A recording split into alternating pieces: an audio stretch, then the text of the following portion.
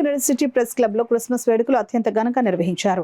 Press club అధ్యక్షులు రెడ్డిపల్లి రాజేష్ అధ్యక్షతన కార్యదర్శి డెంకాడ మోహన్ ఆధ్వర్యంలో జరిగిన ఈ కార్యక్రమానికి ప్రెస్ క్లబ్ సభ్యులు పెద్ద సంఖ్యలో హాజరయ్యారు. ఈ సందర్భంగా ప్రెస్ క్లబ్ అధ్యక్షులు కార్యదర్శులు కలిసి క్రిస్మస్ శుభాకాంక్షలు తెలియజేశారు. అనంతరం అధ్యక్షులు రెడ్డిపల్లి రాజేష్ మాట్లాడుతూ కాకినాడ సిటీ ప్రెస్ క్లబ్ లో కుల మతాలకు అతీతంగా అన్ని మతాలను సమానంగా గౌరవిస్తూ రంజాన్, ఉగాది, క్రిస్మస్ వంటి పర్వదినాలను నిర్వహించడం ఆనవాయితీగా కొనసాగుతుందని అన్నారు.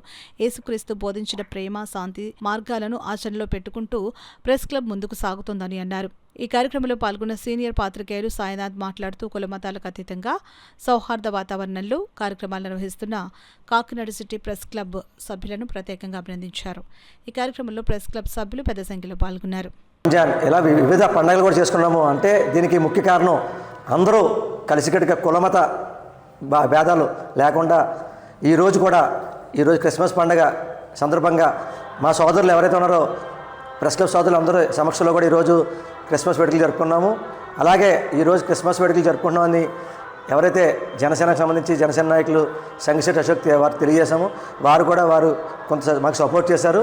దాంతోపాటు ప్రెస్ క్లబ్ ఆధ్వర్యంలో కూడా ఈరోజు మేమందరూ కలిసి చేసుకోవడం మాకు ఎంతో ఆనందంగా ఉంది.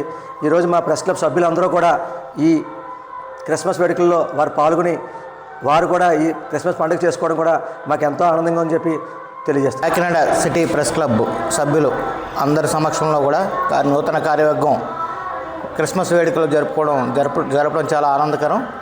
యేసుక్రీస్తు సర్వమానవాళికి రక్షకుడనే నినాదంతో అదేవిధంగా సర్వ మతాలు సమానమనే ఉద్దేశంతో ప్రెస్ క్లబ్ ఈ రకంగా కార్యక్రమాలు నిర్వహించడం ఎంతో గర్వించదగ్గ పరిణామం.